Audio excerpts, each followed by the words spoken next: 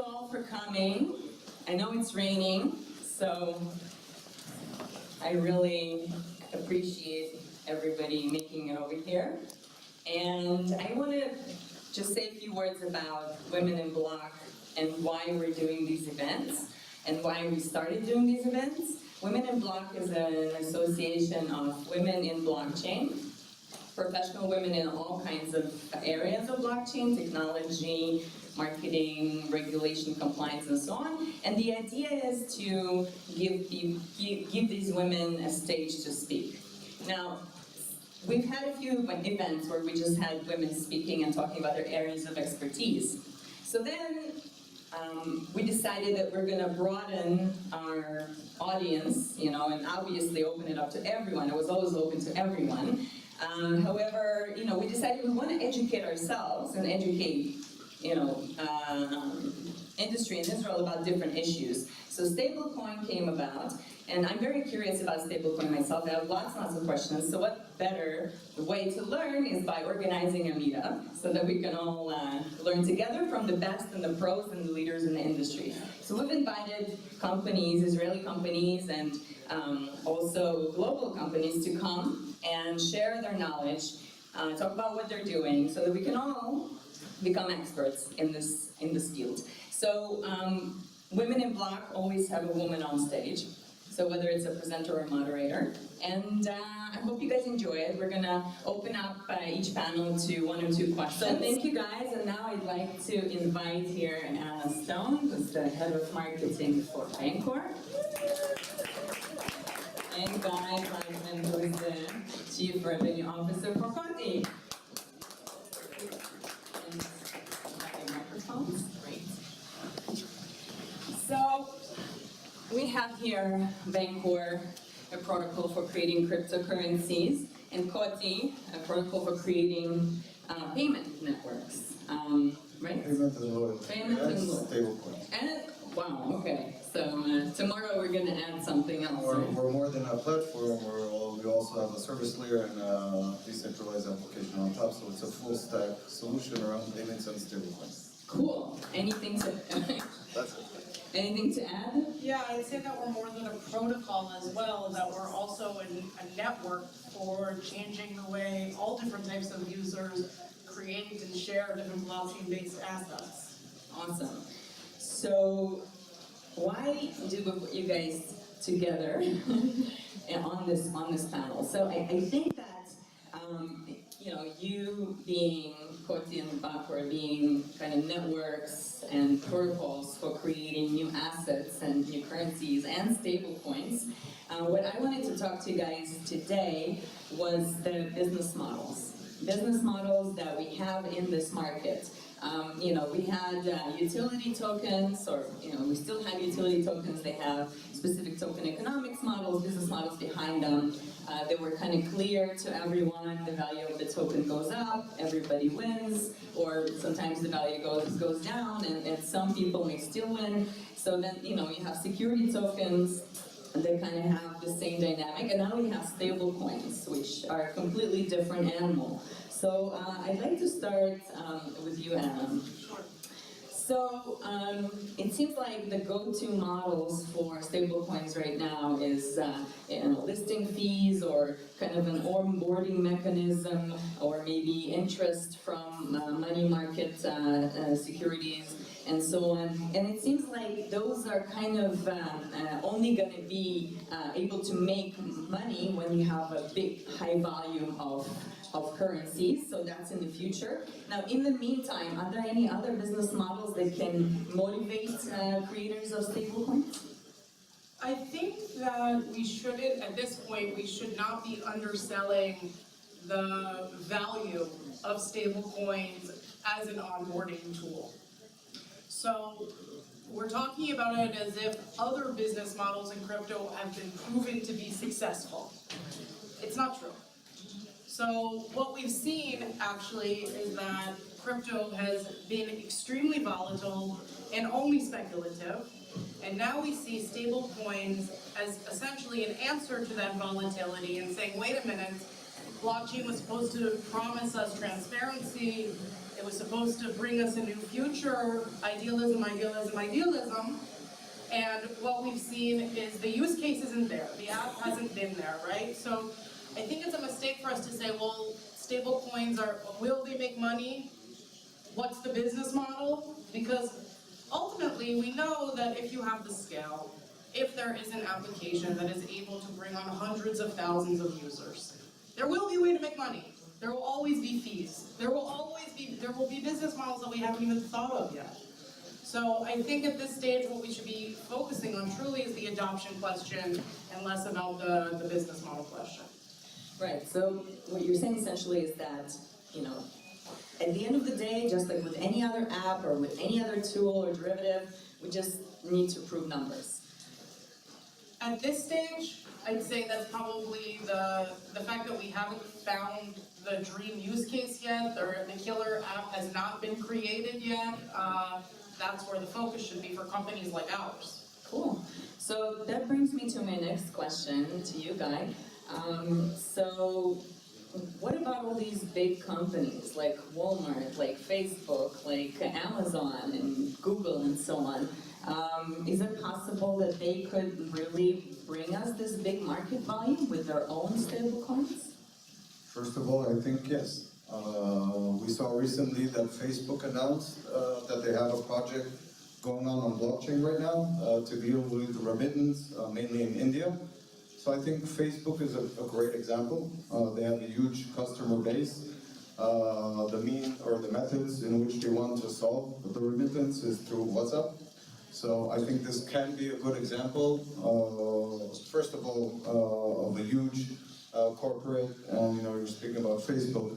So FAMGA, which is Facebook, Apple, Microsoft, Google, Amazon, all of them are investing in blockchain in one way or another. So we spoke about Facebook and remittance. Google recently also announced blockchain for cloud. Amazon as blockchain as a service. So everyone is looking or investing today in blockchain. I think the largest companies all are trying, and we're speaking to some of these huge giants. They're all trying to find how best to utilize blockchain for the future. I think I agree completely that adoption is what we're lacking in blockchain. And I think that there are many reasons why we didn't see this killer app. And I think that stablecoin deals with one of these issues, which we all spoke about, which is price volatility. And at the end of the day, you mentioned it also in the beginning, at the end of the day, the stable coins, at the end of the day, each currency needs to create a store of value. And the problem is, I don't want the currency to be paid with a currency that I put into my bank account or my digital wallet, and a few days later, it's worth half or 30%. That's not really a store of value. So stable coins did come to try and solve this issue. Some are more successful than others. What we in COTI are trying to do with respect to stable coins is, as everyone mentioned earlier, there are different methods in which you can try and stabilize a coin if it's pegging it to a certain asset or group of assets. But at the end of the day, regardless of what method the stablecoin issuer is choosing, and each one can be different, at the end of the day, any stablecoin issuer needs to have a coin which is transactable. And this is where COTI fits in, because as I mentioned in the beginning, we created a full stack holistic solution around payments and stablecoins. So we're dealing actually with the coin transactability. So what are the features that are needed for coin transactability? And these are the issues that we solve. Ease of use, liquidity. What happens if the user doesn't have the cryptocurrency? How can he purchase it with the press of a button? So for that we have COTI-X, which is our internal exchange. And what happens if there's a mistake or if there's a dispute between a buyer and a seller and you're trying to use the stablecoin? How do you reverse a transaction? That you can't do in Bitcoin and other methods. So we created a decentralized buyer-seller protection mechanism against that. So there are many different issues that need to be solved in order for crypto to be widely used for buying coffee or buying pizza or for everyday transactional use. We're not there yet. When I say we, it's the industry. One once again, we're trying to solve or to address all of these flaws in order to enable anyone. And we don't believe that there will be one stablecoin. We do believe, and goes back to your question, that enterprises such as Facebook, such as Amazon, such as Alibaba, such as Booking Holdings, etc., they can create their own stablecoin. Some of these enterprises are stronger than governments today. They have more power, and they have a huge customer base, they have a trusted global brand, and it makes completely sense, and this is exactly why everyone is looking into the field. Right, so. And on that note, the US government will probably also issue a stablecoin in addition to all the central banks that we were discussing in the earlier panel. Right. So I think we should expect to see every major player looking in this direction.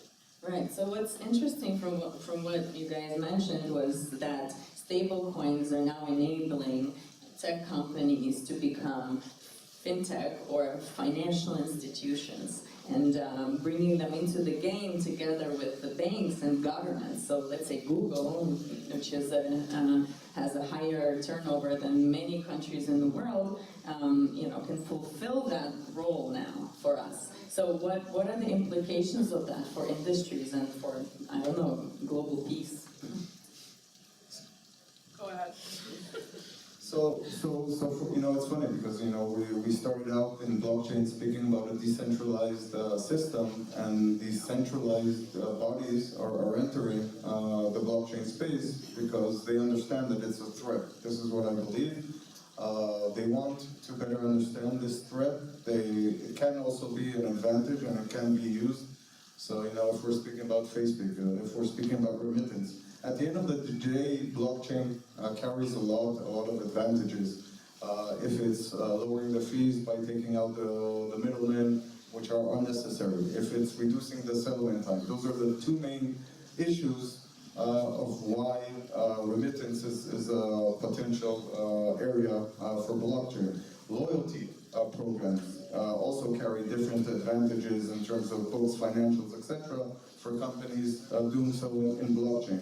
So there's many different advantages by utilizing blockchain for different use cases. Once again, in order for it to become widely adopted, I think it's not only to shine on these specific use cases, but you need also to solve and address the other flaws, because at the end of the day, on the US dollar it says, "In God we trust." So at the end of the day, the user needs to trust whatever currency he's using. He needs to trust that it indeed will hold a certain store of value, regardless of what method is used. And once again, that it has all the protection and capabilities needed for any type of coin. Right, so on the stablecoin, I'm going to say, with God's help. Like everything. Yeah. Did you have anything to add to that, Dan? Well, I just think it's interesting that we're talking about the FANGA companies, because essentially they're the most successful business models that we've seen over the past 20 years have been based upon companies like that building proprietary databases upon which they've built very successful business models, essentially extracting rents from all of our own private data. And blockchain very much is a reaction to that. So it's certainly the early days and the philosophy driving that discussion. So obviously, yes, it's a reality that all of these companies that are looking at this, they're not small, right? They're going to be on to whatever they think is a threat to them.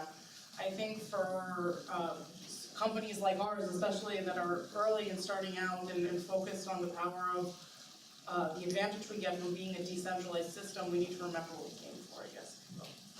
Yeah. So, going back to the models of, business models for stable coins, we talked in the earlier panels about how for the average users and traders, they're not necessarily, investment tools, but what about the companies that create them? Is it going to be profitable for them, or is it, again, like an onboarding or some sort of a platform tool? What do you think? Well, I think if we look at a company like MakerDAO. So if we look at a company like MakerDAO, and for those of you in the audience, it's decentralized autonomous organization. It's a program that's been designed to create a decentralized crypto collateralized stablecoin called DAI was mentioned, I think, in the introduction. And they've garnered so much attention, and that is based off of the promise of what they've set out to deliver, if you will. And so the question is, how do you then value that promise, right? How do you create a valuation around promise? And this is a question that is not new in business, not new in finance, but the question for me is, again, comes back to value, right? So if MakerDAO can essentially deliver upon what they promised to do, which is, if they succeed, will allow for anyone essentially to collateralize and their own assets in order to access essentially a mortgage for a bank or a stable currency. If they succeed at doing that, it's incredibly disruptive, okay? So the question about business model, or, you know, is it profitable? Again, I think that the question, if they can succeed in doing that, if it is them, it will change the world, it will be remarkable. But with them, we have, the token, the maker token, which is the utility token, and you have the value of that, the market cap is $358 million, right? And then if you look at the stable coin, the DAI, the value of that is around 71, which is 1/5 of the utility. So is it worth much, to invest in the utility token here? When you buy the MakerDAO token, it's a vote of confidence in the project, okay? When you buy the token, it gives you right to influence the policies of the organization itself, and it's not that different from, it's not a legal or financial exact parallel to buying shares, but for all intents and purposes, I think we can make that comparison, that it's essentially a vote in the promise of what the company will be and what will deliver. So the question of, is it worth it? We haven't even found a good way to come up with a valuation for Bitcoin, let alone before we can discuss coming up with a valuation for MakerDAO. And then the other side of that is, like, we always make these comparisons between the .com bubble and blockchain as it is today. We all know the story, in 2001, Amazon stock dropped 98%, but if you had held on to those shares today, they were worth nearly 500 times more. So is it worth it? We don't know. Like, if they pull it off, if it's successful, yes, I would say it will be worth it. Will they be the ones to pull it off? I don't know. Got you. So the remittance market, I like that market. It's $600 billion worth market globally. We have and expected to grow. And expected to grow, because I guess the world is getting poorer and poorer, or parts of the world is getting richer and richer, and so we kind of need to move money across. Going cashless, that's it. There's many reasons, and there's a lot of friction today in this market, which is preventing transfer of additional funds. So once you remove the friction, and blockchain does remove the friction in terms of cost and time, specifically. If we're speaking about regular payments, you can add to cost and time. Also, blockchain enables you to reduce also rolling reserve and decline rates. So it increases cash flow, it increases bottom line, it increases conversion. So there are many benefits to gain by using blockchain. In terms of remittance, we're speaking about mainly reducing settlement time and reducing costs. If we succeed in doing that, also everyone believes that the numbers and the market will be even higher than that. Right. So the leaders in the market, like MoneyGram and Western Union, the fees are obviously very high. The average remittance payment is around $200, and about $10 to $20 of that is usually taken by the intermediary. But what my concern is, if MoneyGram or Western Union issue their own stable coin or issue their own coin as well, how does that fit into the global competition in general? At the end of the day, and this is what COTI believes in. At the end of the day, we created our own stablecoin, which is a COTI dime, just as a proof of concept that we can support any type of a stablecoin, regardless of the pegging method or the backing of an asset or a group of assets. So we cater any type of stablecoin at the end of the day. And if the stability mechanism works, then great. If it doesn't work, then that's the stablecoin provider. That's his strategy of what method to use and what will work best. As I mentioned in the beginning, we focus on the coin transactability aspect. So at the end of the day, if the current players in the field, if they want to continue to stay competitive, it doesn't matter if they create a coin or not. It depends on, first of all, the platform that they created. So, we were speaking about Ethereum, our platform, which we created from scratch. The reason why we created Trust Chain, which is a DAG-based protocol, is because Bitcoin and Ethereum were not suitable for payments, and still are not suitable. If you're looking in speed, if you're looking in scale, if you're looking in transaction costs, it's not suitable. So Ethereum is great. Yes, it's great for building applications, but it's not suitable for payments. So at the end of the day, there's a lot of questions to be asked on what platform is the stablecoin running.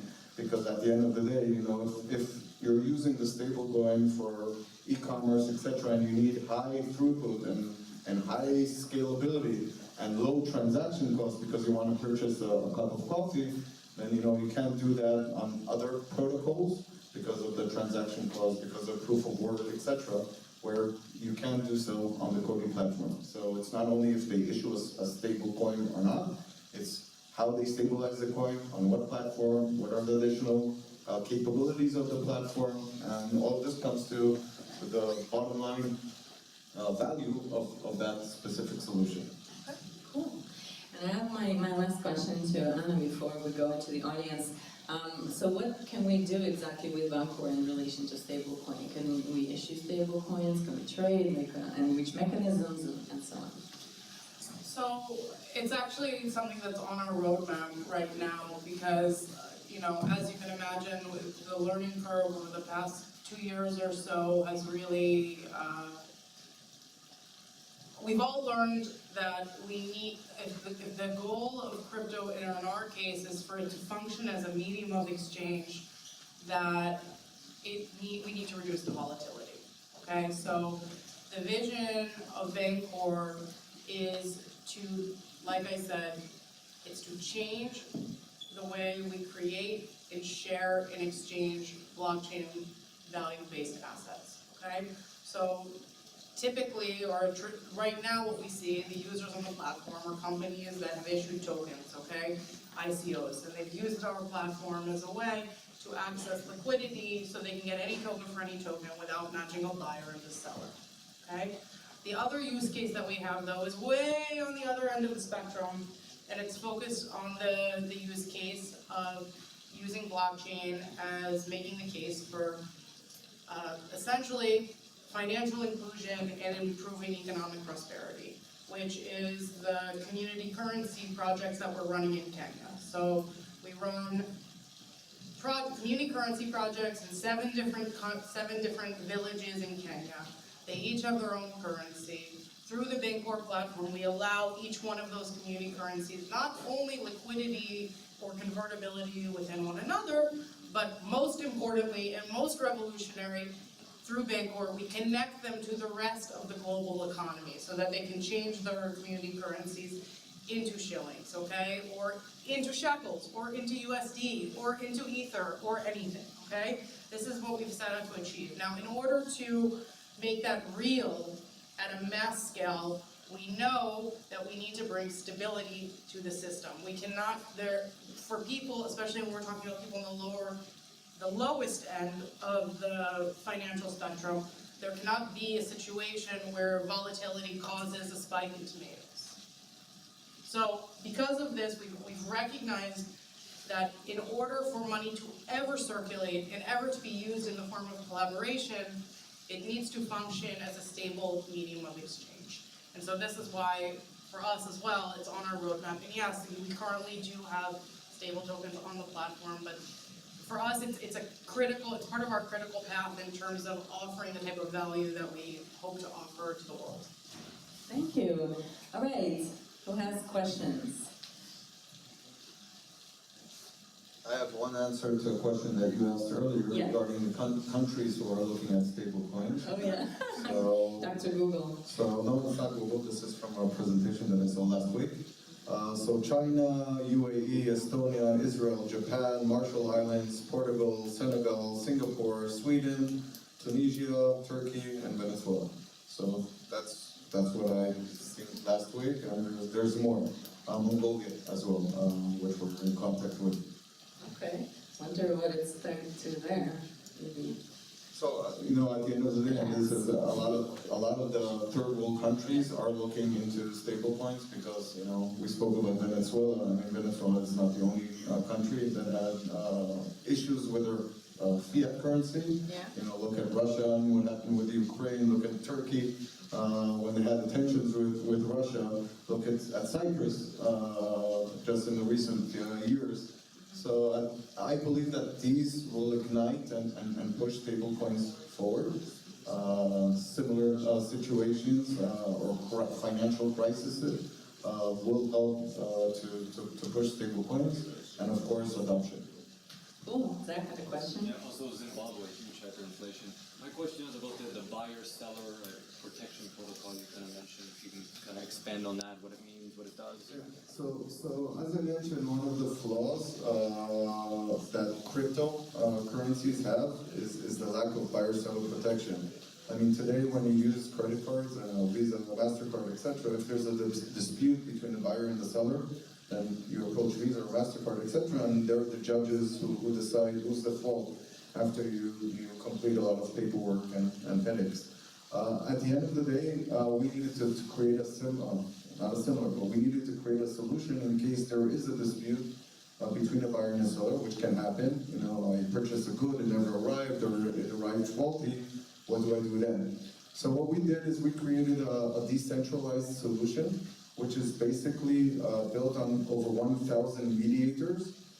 Each mediator has a high trust score. In order to become a mediator, you need to have a certain level of trust, more highly than the rest. Each mediator, once there's a dispute, there's 11 mediators, if I'm not mistaken, which are randomly selected. They cannot communicate with each other. Each one gets the case of the specific dispute. Each mediator, when he votes, he needs to put stake behind the vote. So actually we're implementing game theory in order, because at the end of the day, the mediator needs to try and analyze how the majority would vote. And if he's mistaken, then he loses his stake, because the majority win the stake of the minority.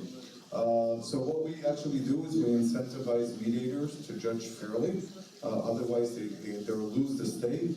At the end of the day, trust is something that we embedded throughout our system. This is why we call our protocol Trust Chain.